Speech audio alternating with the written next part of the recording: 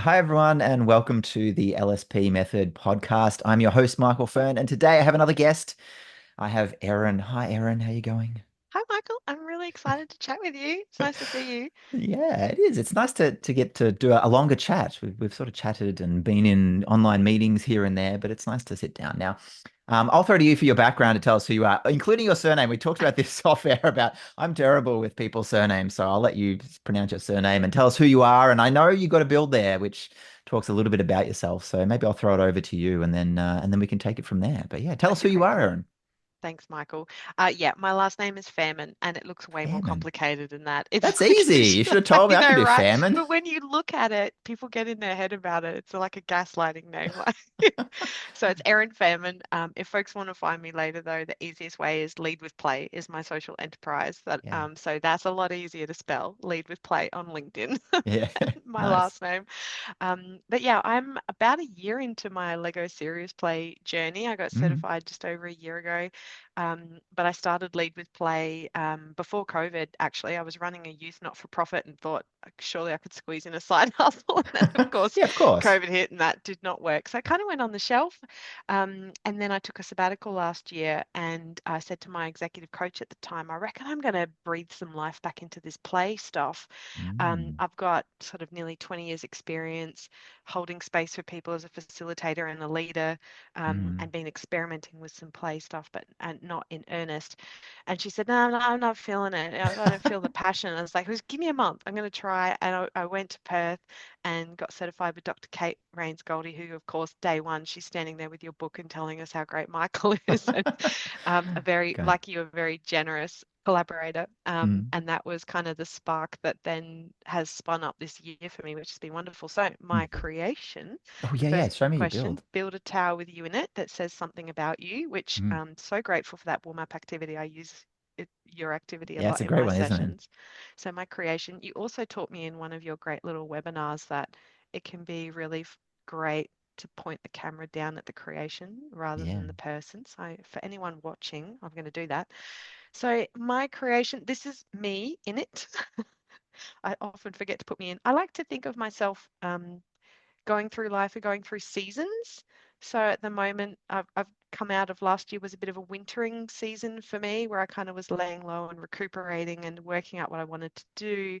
And at the moment, I feel like I'm in a real, I've had some autumn in the last 12 months, and now I'm kind of really in spring, as is going on in our hemisphere as well. So that's sprouting things and new ideas. But I also give myself permission to go into winter and autumn from time to time when I need to. I feel like I've kind of broken out of a long history of workaholism and doing way too much in a single day job. I have a portfolio career now.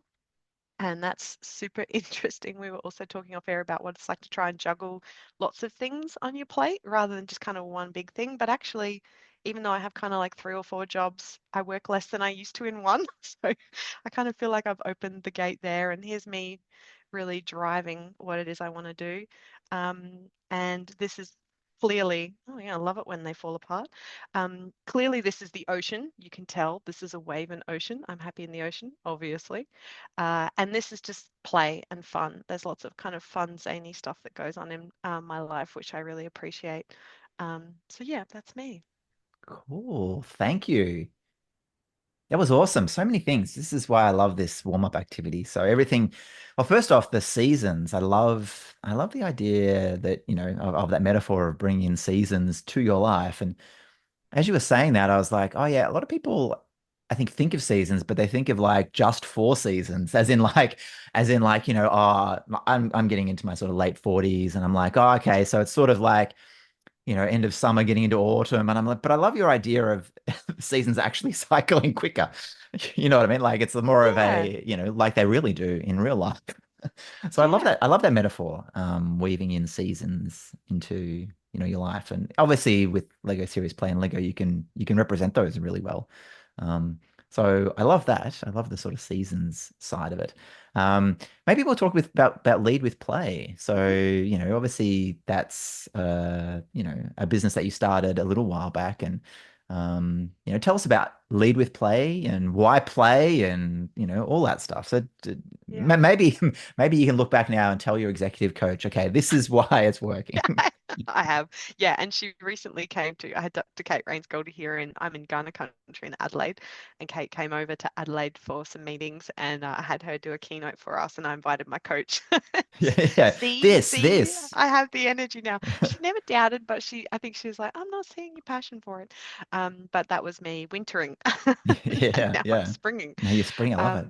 Yeah, so I started Lead with Play, oh gosh, because I'd grown up professionally in a really serious pants environment, Mm, engineering, water utilities, government, lots of mm, really amazing technical serious pants former kids, and didn't realize until probably being in one particular organization for like 14 years.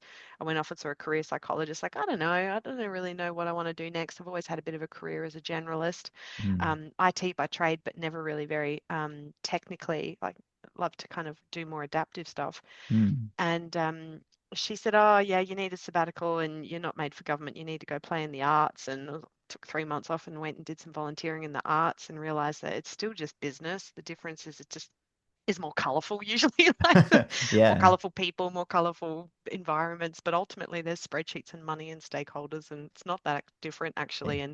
And realized in going back to my job, which I really enjoyed that organization and my roles there, that I actually just needed to show up more myself. And I hadn't realized how much energy I was pouring into showing up the way I thought I needed to. So I started wearing Mm. cartoon t-shirts and under my business suit and just, wearing fun earrings. Started with dopamine dressing. So that's like usually a really nice way to get started with showing up more authentically.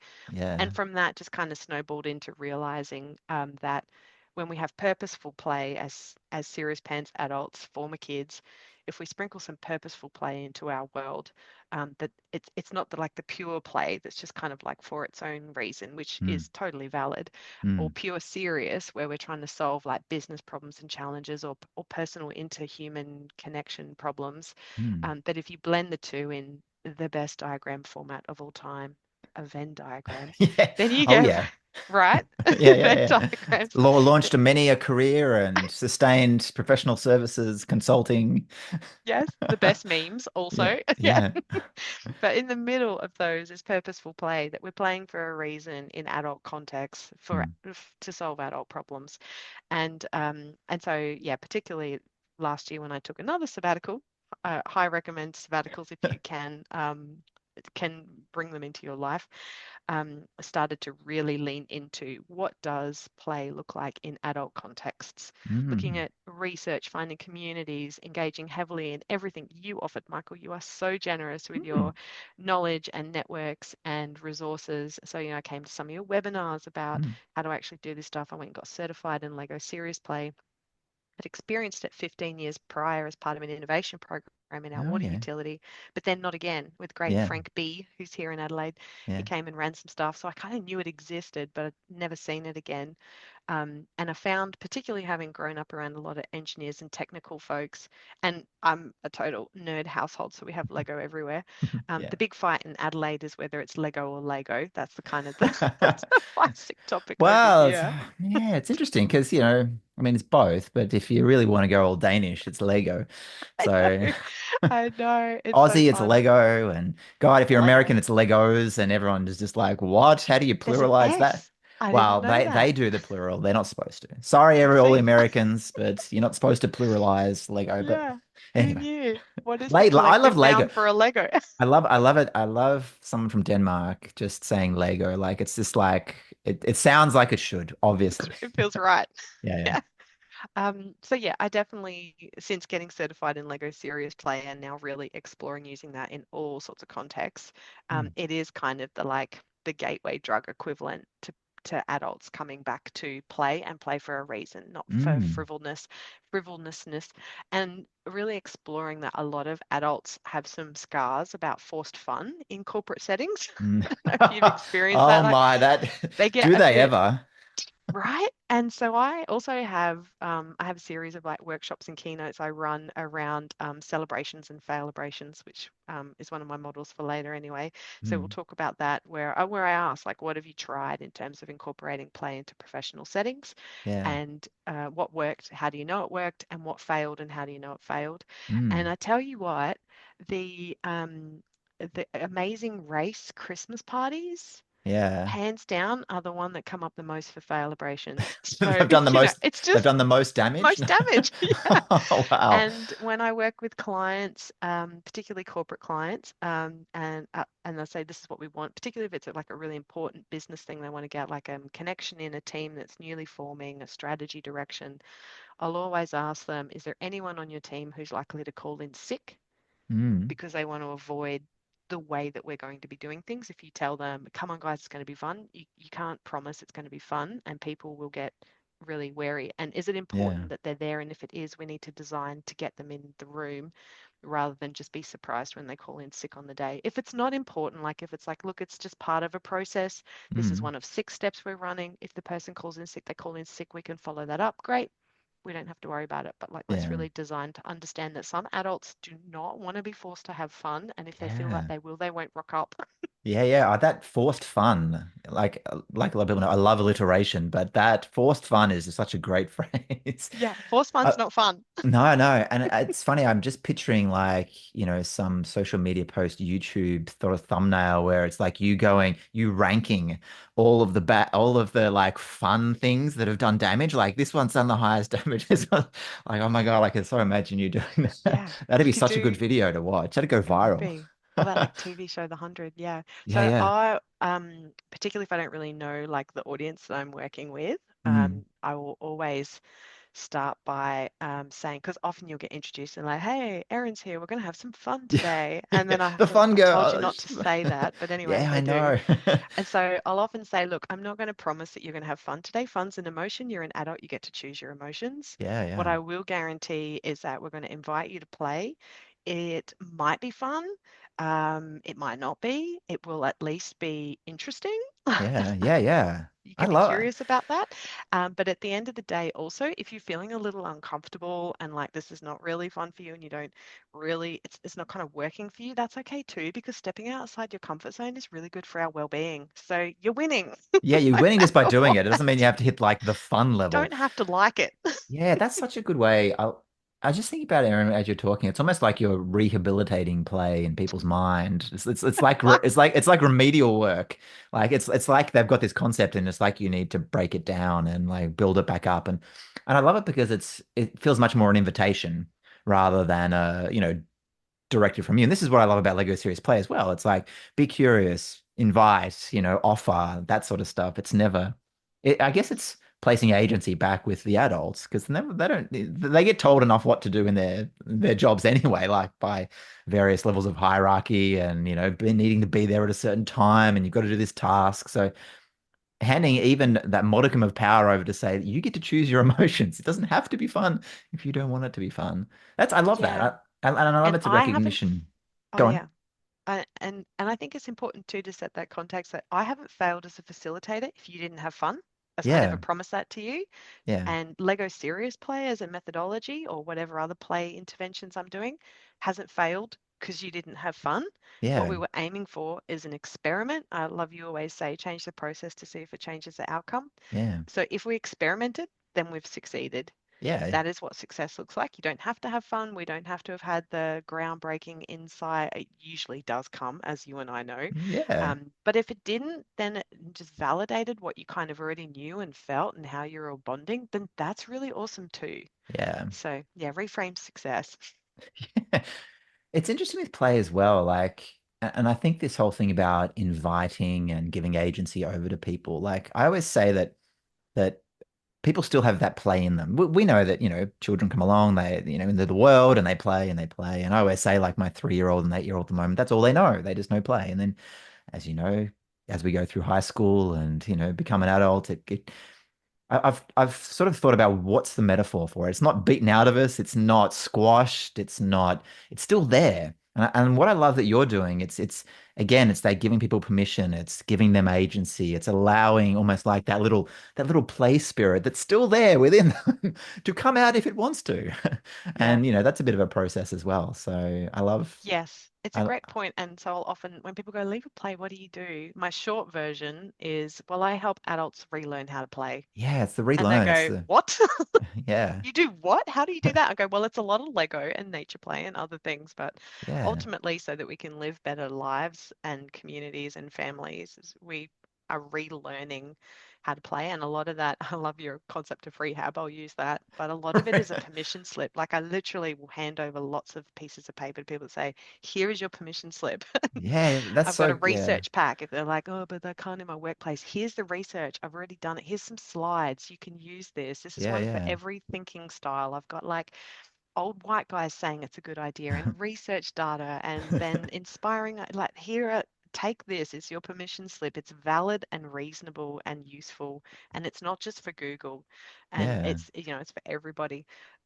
Yeah, so it's a great point too on adults. So I discovered adult play styles. Dr. Stuart Brown has a book called Mm, Play, and there's a specific set of 8 play styles for adults, and there's a really cool survey online. You just basically Google adult play styles, and a little Lindsay Brahman is the website. Will come up with a really cool kind of like 10-question survey, yeah, like all psychometric kind of personality testing. You hold it lightly, don't get it yeah, the style tattooed on you, but you ask yourself, whatever the result says, does that feel true for me? Is that right? yeah. And 80% of the time when I run that I run that activity with groups as well.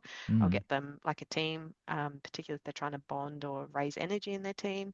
I say, like, for all best intentions, you've been throwing some interventions at people to raise the energy and the trust. mm. And you're wondering why that's not sticking, why everybody didn't love the amazing race activity. So Yeah, a lot of it's to do with people's play styles. And so let's understand the play styles in the room. Everyone do the survey. Let's talk about it.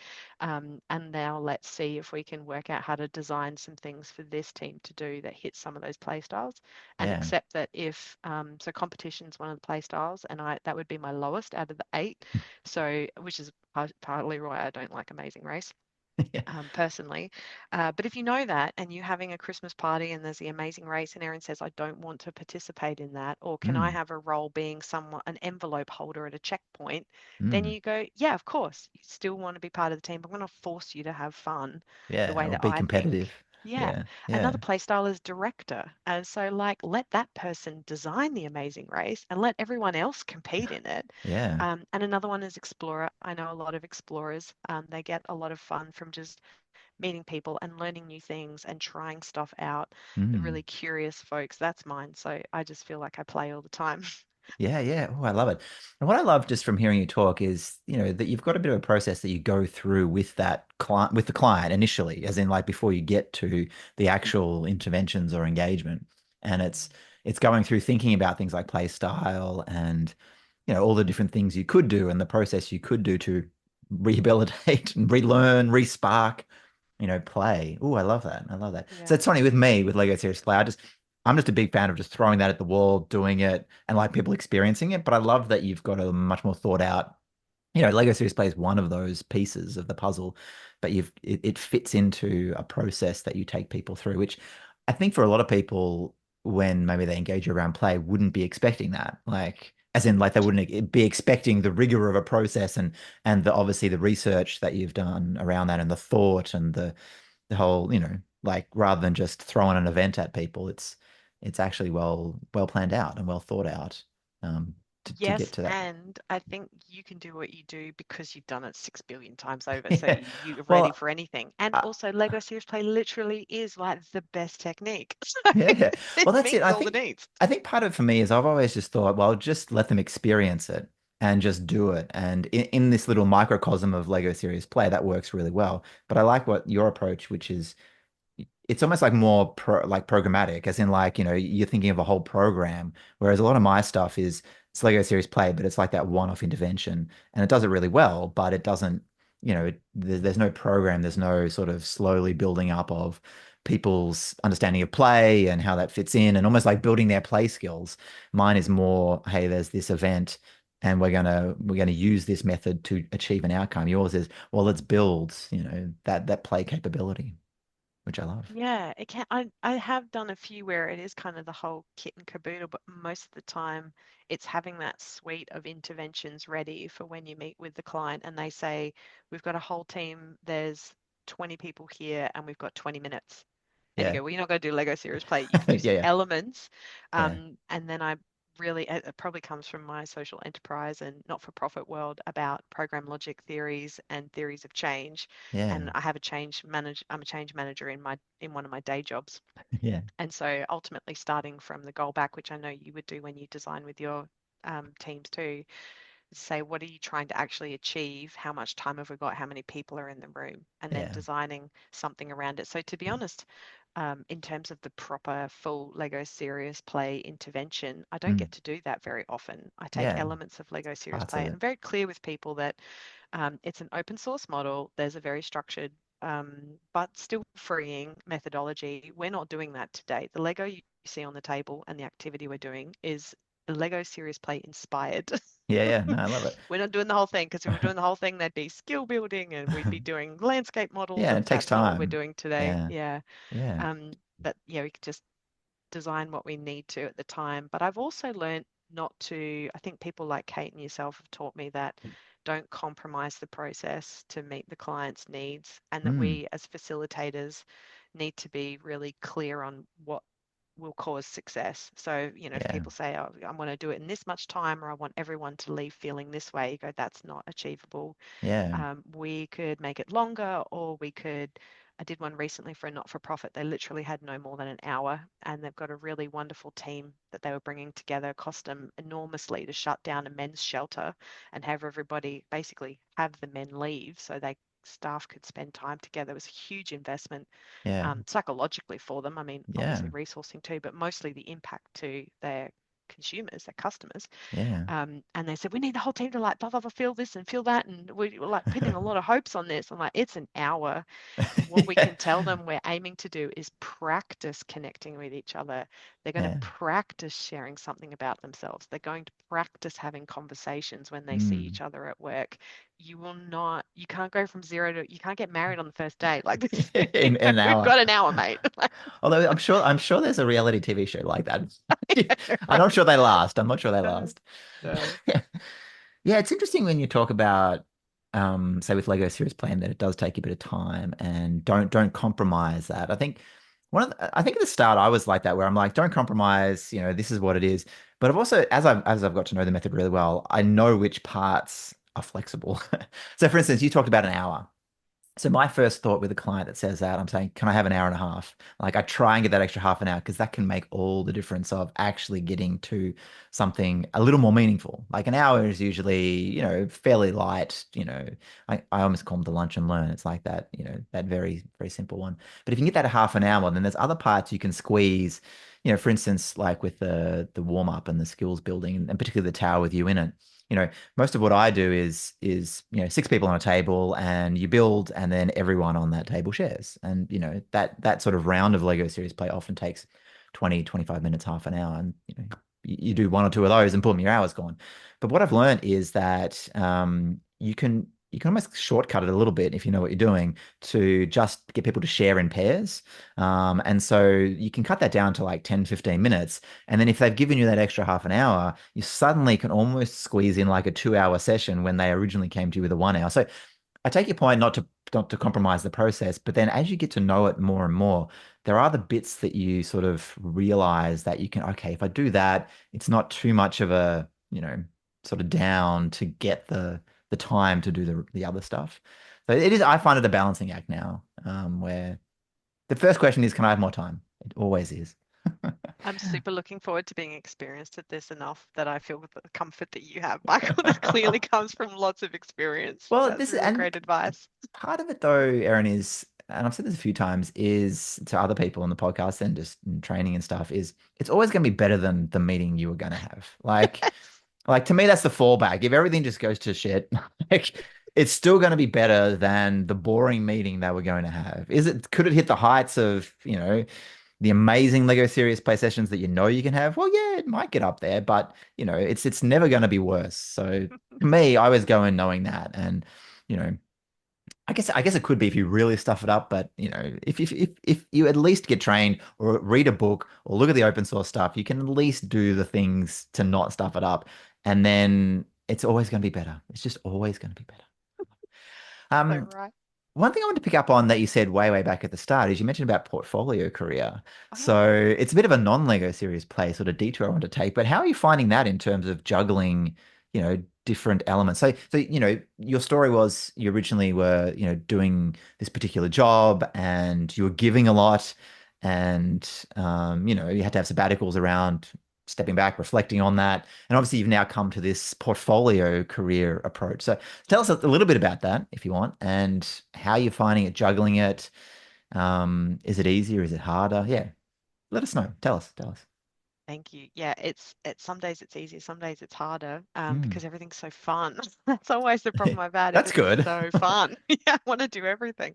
And so yeah, it was Dr. Kate when I was at my certification who Mm, said, you don't have to just do one thing, you can do lots. I'm like, I don't know why it's so generous. I hadn't thought of that. I guess she just gave me the permission slip and the kind of model around that. And so for me, as I re-entered a day job, I knew I still wanted a day job. A sense of team and a bigger contribution to a greater mm, purpose is like important to me. So being part of something bigger, and we talked a little bit too off air about how if you're running kind of your own consulting or facilitation, it can be quite lonely, even if you've got a bit of a mm, network, and you're engaging with lots of people all the time, but it still mm, can feel a bit lonely. So I like to have the balance. So I knew, okay, well, if I go back to work, I'll look for a job that I can do 4 days a week. That's a hard boundary for me. mm, And I will design the process so that I know that the Venn diagram again, that I can play in my day job. So it won't take from, if anything, it'll enhance and give me an opportunity to practice my play work. And so I'll take Fridays as my lead with play day. mm. And in my day job, I'll find somewhere that works. So I used Lego serious play in my interviews. Nice. Oh, tell us a bit about Yeah. that. Yeah, so so there's usually in a part you apply for a job and they say come in for an interview, and there's usually a part towards the end of the interview. Everyone goes, it's a two-way street. Like, is it though? Is it though? So anyway, there's usually a part at the end where they say, do you have any questions for the panel? Yeah, And so I entered those interviews, and this was new. I did this after the certification. I had my little Lego bag there, like a little tiny bag, yeah. and I go, yes, I do have some questions, but would you like to play a game? And so again, it's the invitation. Oh my God, you busted out the Um, Lego and you're like, well, I had it there ready for the yes, because they could still. I said, so the first one I went for, which was like a innovation business improvement role, yeah. they were like, what?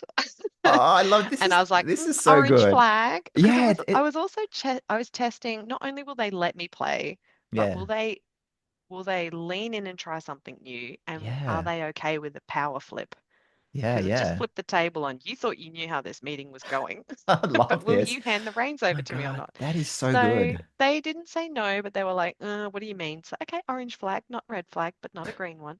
And I said, well, I mean, I've got some questions. I can just ask them verbally and we could talk about them. Or and I bring out the or I've got some Lego we could answer through Lego. And for that Yeah, particular one, they were like, okay, I guess we could try it. So I'm like, okay, still orange flagging. And then the question was just, if we're going to work together, what's something we should know about each other? yeah. Oh, nice. I And like just it. see what comes up for people, personal Yeah, work, whatever. yeah, After a skill build, the tower one. So you could do yeah, that in like 10, 15 minutes. yeah, yeah. With just a couple of Um, people, you totally yeah. get it done. So Yeah. they super orange flagged. And they didn't offer me the job, but that's okay. I probably would have turned it down. Well, that's the thing. It's like such a good filter. Like they're trying to Yeah. filter to their candidates, and you're like, well, I'm filtering you, buddy. Yeah. Yeah, because it was really important to me that the energy I was going to be pouring into my Lead with Play social enterprise Yeah, wasn't too far from my day job yeah. energy. Then I went for another one, and happened to be the guy interviewing me sort of knew what I'd been experimenting with, and he said, I'll come in for the interview. Are you bringing Lego? I Oh, was like, nice. yes. All right, so it's slightly greener Oh, flag for this. so great. And I walked in and he was like, there was a panel of people there, but this particular guy was like, is that the bag? Can we play with that? So you have to wait till the end.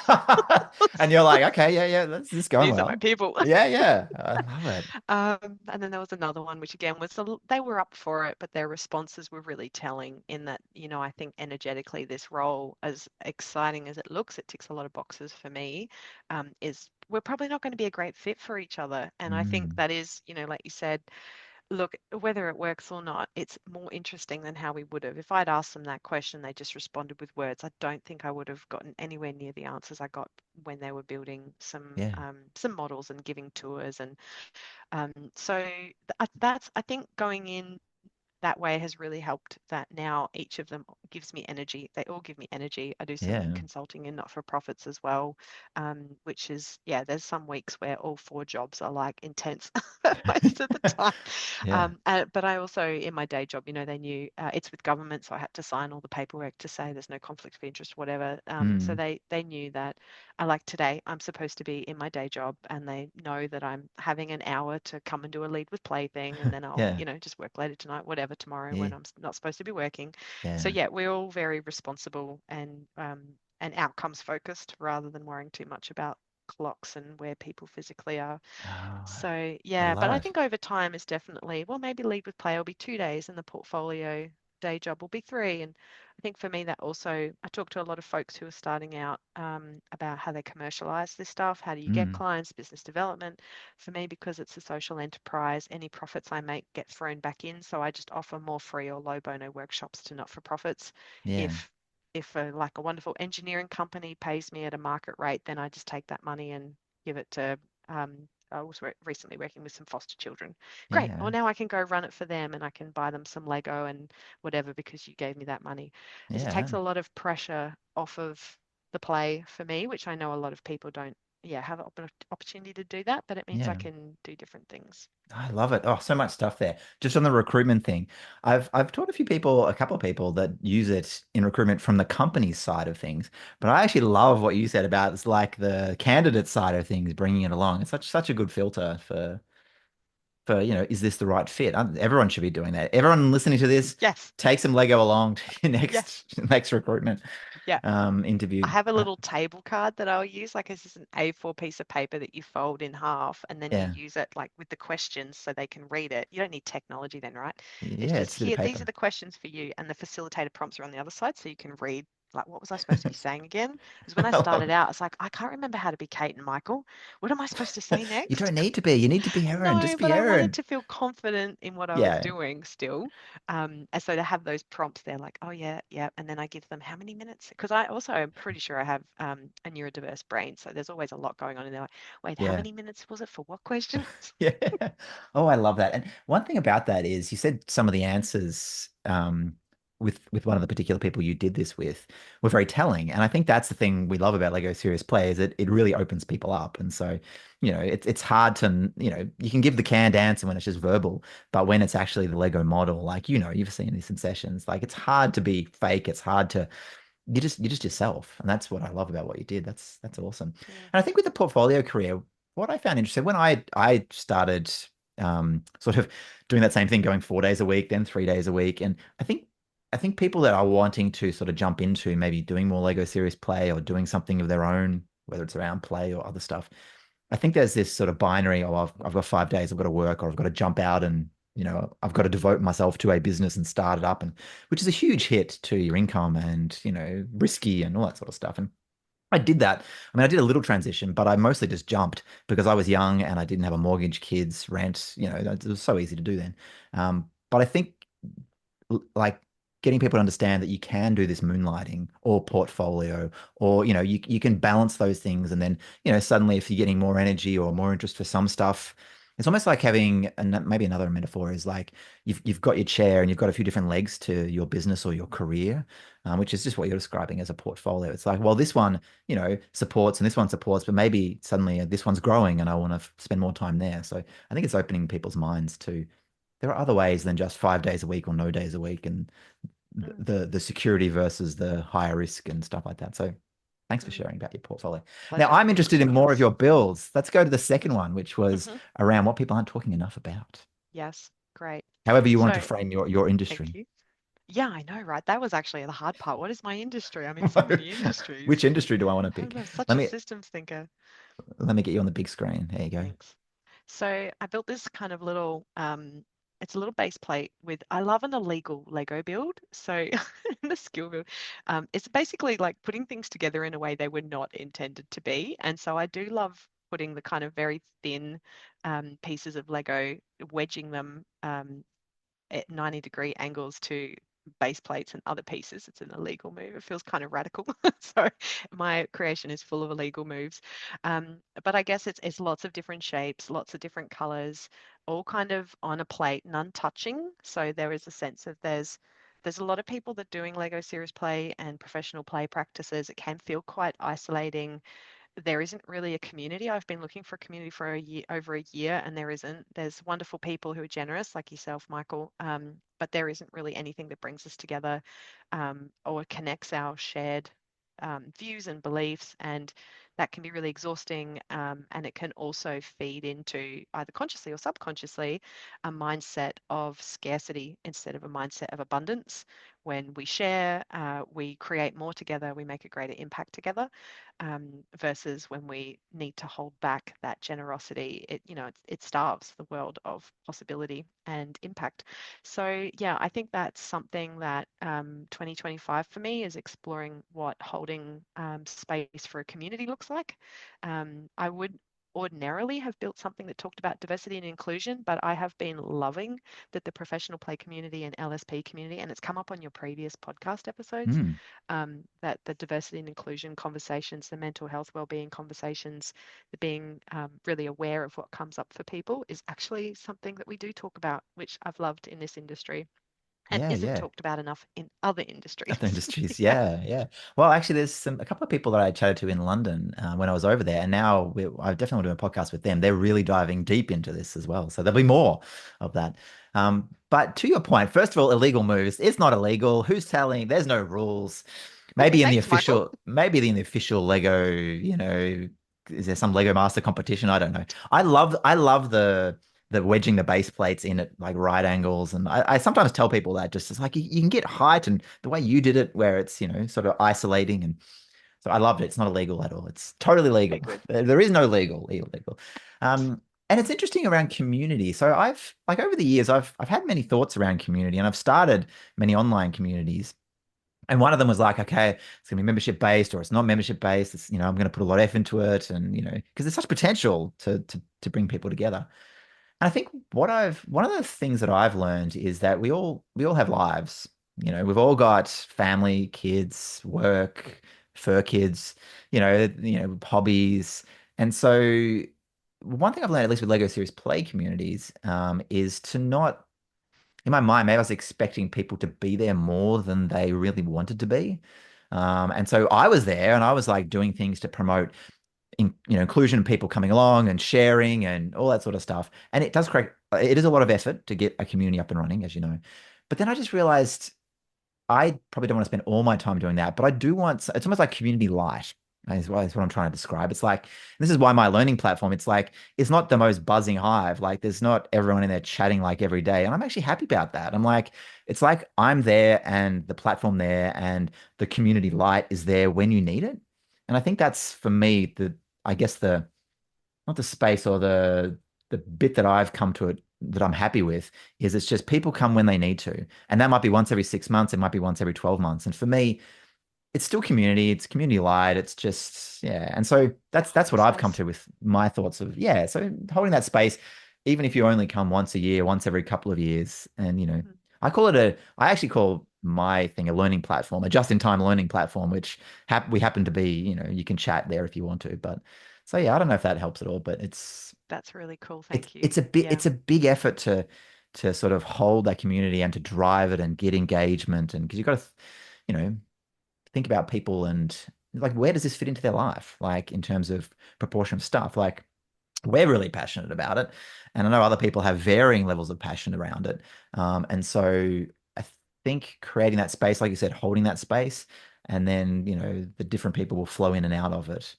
on the frequency and the cadence that they want. So yeah. Anyway, that Mm. was my thoughts on community. But That's so I'm looking forward useful, to thank you. And I do yeah, like your platform, and I haven't had a chance to share with you yet that somebody very recently, within the last week or so, reached out to me because they saw a comment I put in over 6 months ago in your learning yeah, platform and said, "Oh, I saw you wrote this note about this thing. Can you tell me more about how you did that?" And I was like, "Oh, this is so fun." Like you say, it's very asynchronous. We don't have to all be yeah, there at the same time. yeah. And that is a beautiful model. And I think because I'm a social enterprise, I had a social enterprise coach previous this year. And he said, one of the great things about you, Erin, is because you're a social enterprise, you don't have to make money out of this and you're looking Mm, for impact rather than income necessarily. And that yeah. means you can play in spaces that others can't afford to. So Mm, yeah, as you say, like what does it look like to create um, something or support something that already exists that others can't afford to? What are people looking for? What are the gaps? Because our capitalistic society is not allowing the thing to happen. And if yeah, I yeah. find no gaps, then that's great too. Yeah, yeah, true, Mm. true. Yeah, such an interesting conversation around community and things like that. All right, I'm fascinated in your last bill, which I threw open to whatever you wanted. So Yes. I'm keen for this one. I always What do like to we see want where to talk people go about? with this. Yeah, Yeah. yeah, So this, for folks listening along, you can't see, but I've got like kind of a tower with a roof sloping down and then a little minifig just kind of falling off the roof with a grimace on their face, like, I'm falling. But right next to that is a stack with a big green flag on top of it. And this is fail-a-brating. So we know celebrating. Celebrating is when things go well and we celebrate the fact that it went well. And Brad Montague, who's the creator of Kid President and just one of my favorite humans on the planet, he's recently just released a book about celebrating, where you celebrate your failures. Now, of yeah. course, we don't want to be irresponsible with failure. We're not talking about anything life-threatening. But what it is a mindset of saying that we tried something and it's okay to fail. As humans, we will mostly fail. As my friend Elizabeth, who works in conflict, assures us daily, as humans, you will mostly fail. And Yeah. if we're afraid of that and we don't recognize it and we don't pat ourselves on the back for having a go and learning something and growing through whatever happened, then that's really sad and it takes away a lot of our creative energy and we spend a lot Mm, of time scared. So I am spruiking fail-a-brations. I want people to have celebration. fail-a-brations. They have things called F up nights in pubs Yeah, around yeah, the world. It's a yeah, similar yeah. concept. Brad Montague does it a lot in the US with schools and children. Just, I peed my pants at school. I dropped my ice cream, like really small things that can be Oh, quite I love that. mortifying and life-changing if Yeah, who has those terrible dreams about turning up to school with no clothes on or tripping over or calling your teacher mum, like there's so yeah, many yeah, yeah. things, little ways that we fail and normalizing that, even if you're not celebrating, you're just normalizing, yeah, hands up who's had that happen to them. Yep, I called my principal mum once and it was a man. What was I still remember that and I'm 44. I love Um, that. yeah, so It's celebrating. oh, it's so cool. It's funny you mention this because my daughters they love me telling stories of stuff like that from my childhood. Like I had to tell them this this one time where I can't remember, maybe I was like 7 or 8, so about the age of my eldest daughter. And I was like, I needed to go to the toilet, and but then my mum said, "Oh, I need to get something from the milk bar. Can you go get it for me?" And I was like, "Okay, I'll do that before I go to the toilet." And so I went to the toilet, and then, well, sorry, I went to the milk bar, and then I'm like buying that thing, and I'm like, "Oh no." Oh no. And my daughters just love it. And she's like, oh my God, you peed. And I'm like, yeah.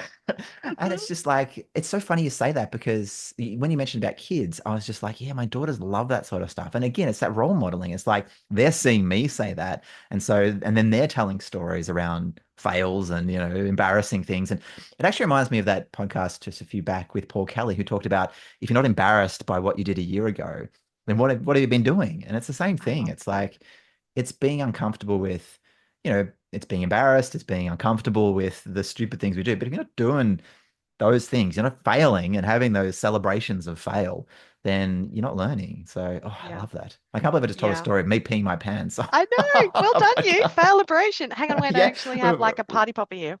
Well, There you go. I love I have it. that ready for all occasions. The embarrassing thing is, it wasn't when I was 7. It was no, Ah, no, it was 47. no No, shade. No shade. no shame. We've all tried to get too much done in a day. Well, I learned a good lesson from that. Go to the toilet first, and that's what I told my daughter. Just go to the toilet before you head Yeah. out. Yeah. Oh, I love it. I'm a woman. I'm in my 40s. I have not birthed children, but I know plenty of women who have. And there is a Mm. whole thing about the pelvic floor Oh my and God, not yeah. having the stamina in the pelvic floor anymore. And I have a trampoline in my garden that I bought for myself for Oh, my 40th birthday because everyone should have a trampoline. And yeah. my friend said, "Oh yeah, so you got a sprinkler under that?" I said, no, that's an interesting idea. Why would I do that?" She said, "Well, I've had children. We all have to have sprinklers under our trampolines. Otherwise, we can't get on our trampolines with our kids." I'm like, well done you for working out how to do that. So if you need a Yeah. sprinkler on your trampoline to deal with the fact that you can't trampoline anymore, Yeah, there's no, the I answer. like that one. I'm just looking at this window of at my trampoline. I'm thinking, oh, that's a good Yep, idea. get a sprinkler if that's what people need. Ah, so good. Yeah, I love that. And I think normalizing that, like getting people more comfortable with just sharing the weird and wonderful and the embarrassing, the uncomfortable, the fails, I mean, it's the only way Mm, we learn. And I think we all know it's like not only do it, it's such a thing to hold us back from actually just doing it in the first place. It's almost like we've got this thing where it's like, I don't want to do that because I'm projecting forward that I could fail, and then what would that mean for my status, how people view me, all that sort of stuff. And yeah. it's just this stupid projection of future sort of anxiety that we do, and then it stops most people.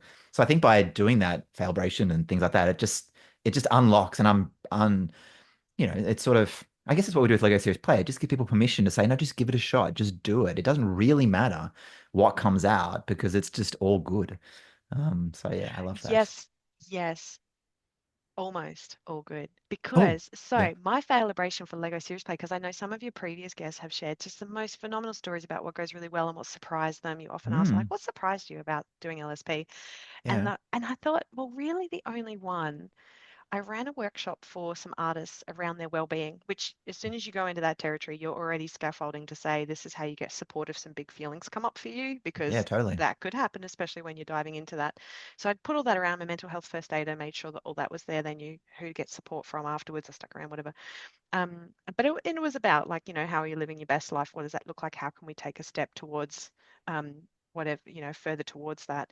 And Mm, someone came up to me after the session and said, I really struggled with kind of all of those activities. Like I could work out my best life and I worked out that I'm feeling quite lonely and disconnected, mm, which is really sad. We don't want people to stay there. We want them to move towards empowerment with, yeah. things that Lego Series Play is great at coming up with solutions, but she couldn't come up with the solutions. I know the methodology works, so what else is going on? She said, I've Mm, recently been diagnosed with rejection sensitive dysphoria, which okay. is a really intense emotion around the fear of rejection, the fear of Yeah, judgment and okay. rejection. Like this is a diagnosed condition. She said, so Yeah. what I thought is I'd really love to ask my neighbor to go for a walk for me as something, I did a little dog and a beach and like that was my model. But Mm, my dysphoria means I can't do that because if she rejects me, it is the worst thing in my life. And yeah. for me, that was from that inclusion and understanding point of view, like, wow, how many times have I asked people to create something that's impossible for them? And what Mm, really interesting things are going on for folks that would get in the way of them being able to move forward with something like a rejection or failing? That for yeah. very many of us, what's the worst that could happen? Yeah, But yeah. for a slice of our population, that is so mortifying a concept that it genuinely will stop them. And we also have to be open to that too when we're having celebrations. So Yeah, yeah, yeah. that for me was Yeah, like, wow, I don't know how I could have LSP'd that differently other than it was a really great reminder that sometimes group work with LSP is great and sometimes one-on-one work with LSP is really important yeah. too. Yeah. Yeah. That is an interesting case. And it reminds me of a session I did. So in the corporate realm, the stuff I do, I don't, because I don't dive as much into sort of well-being or sort of personal psychological things, although that build a tower with you in it does bring up a lot of stuff, as you know. But mostly we then shift to work stuff. But it reminded me of a government department here in Victoria where we did that, and then at the end we moved to action. So in Lego Series Play, there's a lot of there's awareness, bringing up the ideas, understanding the landscape, shared understanding, all that sort of stuff, and then there's action. And we got to the action part, and they were like, Michael, we can't do this. Like, we have no, like, we've got bigger problems. And there were these things where it's like rats were running along their feet and it was, a terrible work environment. But they had no agency. Like, the culture didn't let them do the things that we had done. So it's like we'd raised the awareness and then we'd done these actions and they're like, we can't do them because they had no agency to do it. And it sort of reminded me when you were talking about that person, it's almost like there's this component of raising the awareness of the topic around well-being or whatever it is, and then there's the action to do something around it. And I think for this person you were describing is, the awareness was raised, or maybe they already knew that, and they'd obviously been diagnosed, so that, they already knew that. But then the action piece of what to do about it, that was something that couldn't be done, say, in a group situation with just a simple Lego series play build. It would have been probably more in a one-on-one coaching, one-on-one sort of therapy type session where you can dive into, we're aware, but the link to action, like there's something missing there in terms of, I've been diagnosed around rejection. So that's the bit to work on. And you're right, it does make you think how many of those sessions where we're raising all this stuff and then we're getting people to do actions that they then can't do anything around it. Um, Mm. yeah, it's interesting. Fascinating. Humans are fascinating. Yes, but as you Yeah, said, yeah. it's still better than if we hadn't done it. And you're Well, right. In that context, they were individual artists working on a worksheet. I created like little placemat worksheets for them, so they certainly yeah, didn't have to share. It was an individual activity rather than like, yeah, nobody was like, what are we all going to do together? So it yeah. was I think again one of those for not quite LSP. Yeah, yeah. Well, I think for me in that situation, if someone had done that, I would, maybe it's just me consoling myself. I don't know if it's deluding myself as a facilitator, but I'd be saying, well, maybe that's added to her awareness around it. And at least, she's then phrased or built or can see the actions. So hoping that it's like her situation has been moved along a little bit. Now, obviously, there's Yes, further interventions and further things that she would want to do to, or they would want to do to sort of make that connection so they can actually do the actions. But that's how I would, maybe it's consoling myself and that's deluding such a great myself, point. but I No, well, think the I think it's a awareness at really least great. is increased. I agree, and it's a great reminder that we're not everything to these people. We're just like 1.5 hours of their life, and the mental health first aid. When Dr. Kate runs her training, it's coupled with mental health first aid aspects. Yeah, That knowing how to bridge people, if big stuff comes up for them, how do you kind yeah, of help them through that first aid of, are you getting support? Because I mean, I'm packing up the Lego and leaving, so I can't stay, and I'm not a counselor. So do you have a company EAP that you want me to put? I'll often yeah, ask the clients, especially the not-for-profits, who do you tell your people to contact if they're in distress? Is there an EAP or something else? And I'll mm, put that on the table cards, or I'll make sure it's in the slide deck or something to reinforce that mm, if stuff comes up for you, you don't come see me after the workshop, but you also don't not address it. This is the process that you can follow. These are the go to. supports available because, Yeah, yeah, big stuff can come up. Even, I it mean, one of does. the jobs I did in my change job recently is moving a whole bunch of printers, and lots of big feelings came up, and it wasn't about the printers. It's Yeah, not well, about the printers, but they that's a came whole up. nother that's a whole nother podcast we could get into. Yeah, let's not do that. Well, Erin, thank you. I just want to say thank you for taking the time. I know out of your workday to with your portfolio and juggling all Thank these things, you. and it means you have to work later and this and all that sort of stuff. Any last things you want to share around Lego Series Play, your work with Play? Yeah, anything else you want to share with the listeners out there? Any other tips or last parting thoughts? Yeah, I think Just as it's a just great as a question question. on Thank no you. notice. Yeah, I think if you're just starting out as a Lego Serious Play facilitator, practitioner, or a serious play practitioner, for me, finding folks who are really generous with their advice. This podcast is so great. I've been loving it. Yourself, there are so many people who are really generous with their ideas and their support and encouragement, and will tell you, "Oh yeah, you failed. Congratulations." Oh really? Was that okay? So please find a tribe. We are out there. Yeah. Reach out to us. Ask us for advice or encouragement. Um, like for me here in Adelaide, I'll have people come along with me for my session to see how I do it. And if they're Yeah. really nervous, or I can go to theirs and go like, I love how you did this. I wonder if next time you do that. If you already come from a background of facilitation, it's not as hard. And if you're thinking, yeah, you can read Michael's book, you should read Michael's book. It's great. And I think you Good. should also get certified. I've so much value in it to fill in any Mm, blanks you have and to have that supported practice is, yeah, yeah. so great. I know you did a specific episode on advising folks like which ones they might want to consider, which was so helpful. The different training, yeah. I definitely align with your views on that podcast about the types of, yeah, I like anybody that allows some creativity and some innovation to how we're doing things well. It's definitely where I hang out. So listen Yeah. to Michael's Yeah. podcast, follow his advice. Well, that's the thing. Like, I guess there's different tribes out there, and there's Sure. different styles, and there are certain people that love particular things, and I just think that, maybe 10 years ago when I started, there was uh, a lack of that sort of open side of Lego Serious Play where it was, and part of my work has been trying to promote that in terms of, just just collecting more of the open people that are scattered throughout the world and of a similar philosophy and a similar tribe and trying to put us all together to sort of support each other. Yeah, and I'm so Awesome. grateful for it. Thank you, Michael. No, thank you for coming along, Erin. Now, where can people find you? So we talked about lead with play on LinkedIn. Yeah, That's the best way. yeah, that's where I hang out. I post prolifically.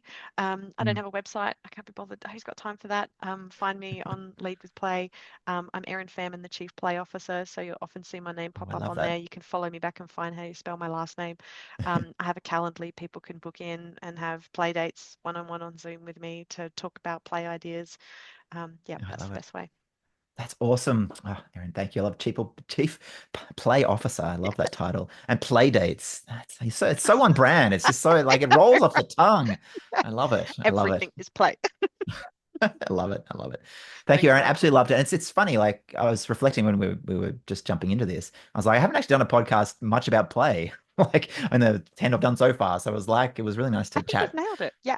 Yeah, I think we chatted about play a fair bit, and I love the work you're doing. And I love, I'm interested to see in the future. Maybe we can connect up again in a year on the podcast to see your portfolio career, and if that's the weightings of it are different, and where all this fits in as it evolves over the next few years. So, thanks so much, Aaron, and thanks everyone else. Going to get more episodes out with guests, and I was saying to Aaron before about actually that. I'm going to start doing some podcasts from things like certifications, get some people from outside Lego Serious Play. So a lot more variety. I mean, I've loved diving in Erin and others. And I think this is the place to start. It's just learning about the people of Lego Serious Play. But I want to expand that circle to introduce Lego Serious Play to other people, but also to get different insights, which I think will be useful for Lego Serious Play people listening to this. So whether it's facilitators, whether it's people in other fields, I think there's a lot of learning to be done out there. So keep an eye out for that. But thank you, Aaron, and I'll let you get back to it. And we'll see you hopefully soon, but definitely in another 6 months a year. I'd love to get you on the podcast. So thanks so much, Thanks, Aaron. Michael. Love your work. See you, everyone.